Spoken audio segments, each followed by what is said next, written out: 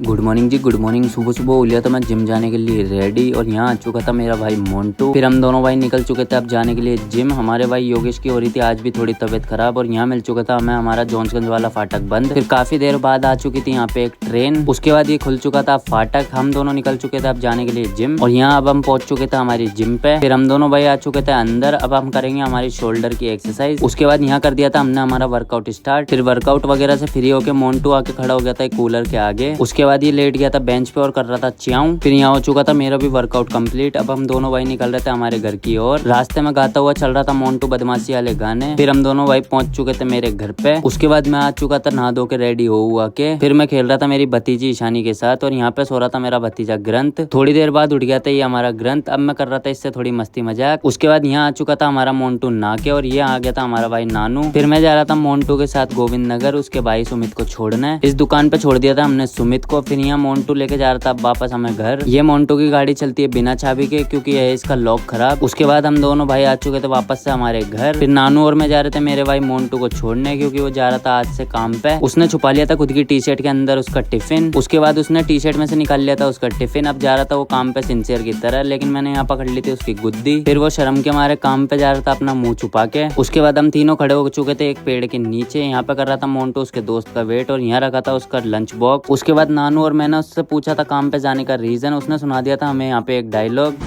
आज कमाओगे तो कल बैठ के खाओगे। तो आज जा रहा काम पे।